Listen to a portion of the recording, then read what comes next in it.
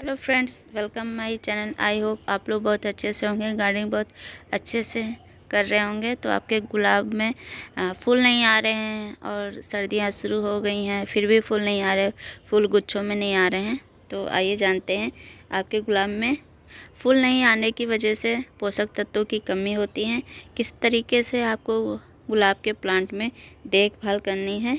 तो हम बताते हैं। सर्दियों का मौसम आ गया है तो गुलाब का प्लांट लगाना बहुत ज़रूरी होता है। उस पर भीनी भीनी खुशबू आती है। अगर देसी गुलाब लगाएंगे तो सालों साल आप अच्छे से केयर करके सालों साल आपका प्लांट बना रहेगा। तो कुछ बातें हैं आपको ध्यान देनी है। और गुलाब का ऐसा प्लांट है जिसको देख के सबका मन खुश हो जाता है और गुलाब तेज़ी से बढ़ता चला जाता है और लंबाई भी बहुत ज़्यादा होती है।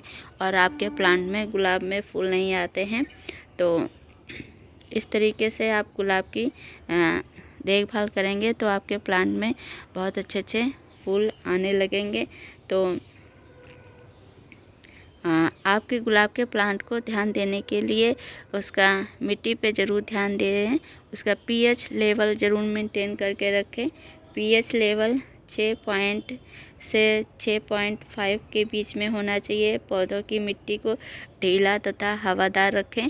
पौधों को अधिकतर मिट्टी आप गुड़ाई करते रहें और अच्छे पोषक तत्वों की कमी ना हो।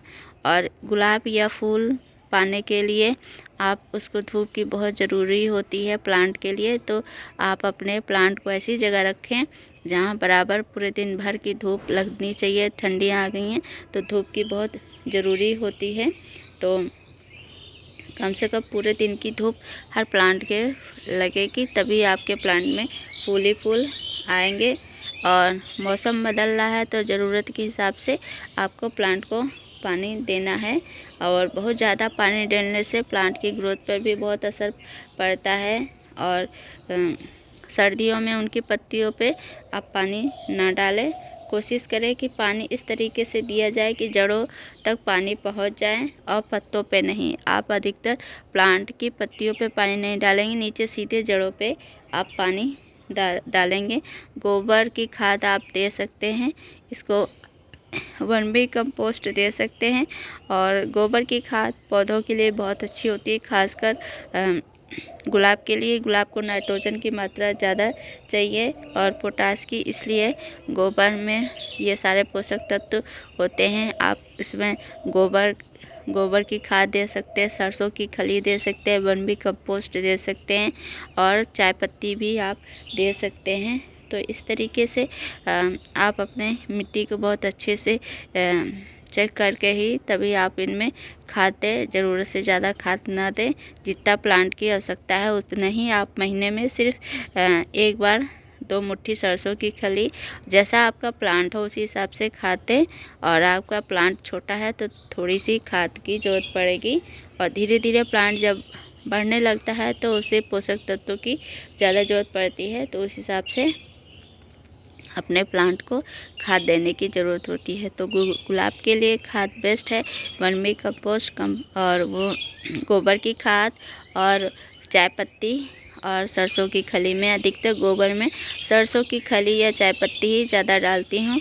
और मेरे प्लांट में फूल ही फूल आते रहते हैं। और आप इसको अगर कीट पतंग लगे हों या फंगस वगैरह तो नीम ऑयल का स्प्रे कीजिए। हल्दी का भी पाउडर इस्तेमाल कीजिए, पौधों की गुड़ाई के आसपास डाल सकते हैं। सरसों की खली भी आप इसमें मिला के, नीम खली और इस तरीके से फंगिसाइड का भी आप प्रयोग कर सकते हैं, लेकिन निश्चित मात्रा में आप कीजिए। तो इस तरीके से प्लांट की अच्छी सी ग्रोथ के लिए आप ये सब उपाय कीजिए। और सर्दी में आने से पहले आप उसको पोषक तत्वों की बहुत ज़रूरत होती है। तो सूखे हुए फूल आप ज़रूर हटाते रहिए अपने प्लांट की अच्छी ग्रोथ के लिए। तो इस तरीके से मेरे प्लांट में गुलाब हमेशा ही आते रहते हैं। और ये अनावश्यक जो बेल है इसको भी आप हटाते रहिए गुलाबों में। और इस तरीके से प्रूनिंग कीजिए अपने प्लांट में। तो सूखे फूल ज़रूर हटाते रहिए। और इस समय गुलाब में थोड़ा सी देखभाल कर लीजिए। पूरी सर्दी भर आपका गुलाब फूलों से खिलता रहेगा। इस तरीके से फूल आते रहेंगे और कलियां बनती रहेंगी। ये देखिए, और मेरे गुलाब में हमेशा फूल आते ही रहते हैं। और आपको दिखाती हूँ कितने बड़े बड़े फूल आ रहे हैं गुच्छों में।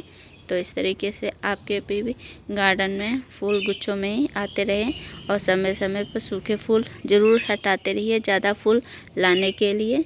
तो सूखे फूल आप हाथ से ही हटा सकते हैं और जहाँ से सूखे फूल हटाते हैं वहाँ से देखिए नई नई ग्रोथ स्टार्ट हो जाती है। तो इस तरीके से अपने प्लांट को आप केयर कर सकते हैं और इसको बराबर धूप देने की बहुत ज़रूरत है। जहाँ प्लांट आपका धूप पाएगा वहाँ और पोषक तत्वों की कमी नहीं होगी तो आपके प्लांट में इस तरीके से फूल ही फूल खिलेंगे। आई होप आपको आज का वीडियो पसंद आए तो प्लीज़ इस वीडियो को लाइक करिए, कमेंट करिए, शेयर करिए। चैनल पर नए हैं तो प्लीज़ चैनल को सब्सक्राइब कीजिए और गुलाब के लिए जो बेस्ट खाद है जो मैंने बताई है आप उनको ज़रूर दीजिए। मिलते हैं नेक्स्ट वीडियो में और इतना समय देने के लिए बहुत बहुत धन्यवाद। Thank you for watching video.